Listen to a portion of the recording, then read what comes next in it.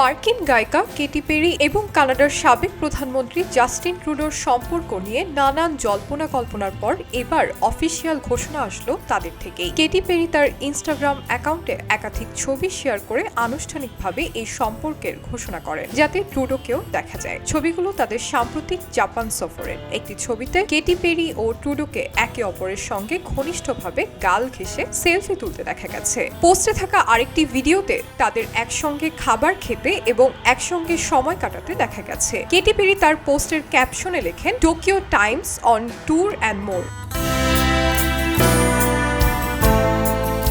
এছাড়া জাপানি প্রধানমন্ত্রী ফুকিও কিশিদা সামাজিক যোগাযোগ মাধ্যম এক্সে দেওয়া পোস্টে কেটি পেরিকে ট্রুডোর সঙ্গী হিসেবে উল্লেখ করেছেন।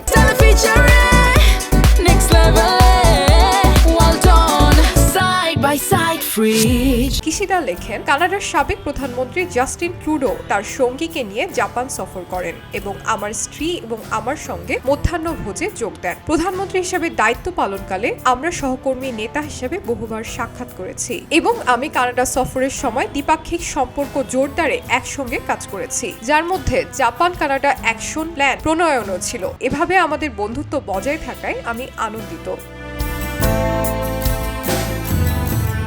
কেটি পেরি ও ট্রুডোকে প্রথম প্রকাশ্যে দেখা যায় 25 অক্টোবর প্যারিসে গায়িকার 41তম জন্মদিন উদযাপনের সময়। তবে এর আগেই জুলাই মাসে কানাডায় তাদের কুকুর নিয়ে হাঁটার সময় প্রথম একসঙ্গে দেখা গেছে। বেশ কিছুদিন আগে তাদেরকে সমুদ্রের পাড়ে এক ইয়টে চুম্বনরত অবস্থায়ও দেখা যায়। সেই ঘটনায় তোলপাড় পড়ে যায় নেটিজেনদের মধ্যে। আর এবার তারা নিজেরাই হার্ড লঞ্চ করলেন তাদের সম্পর্ক। শাইনি আলম চৌধুরী, খবরের কাগজ। এলো খবরের কাগজ, নিখাত, নির্ভীক, নিরপেক্ষ।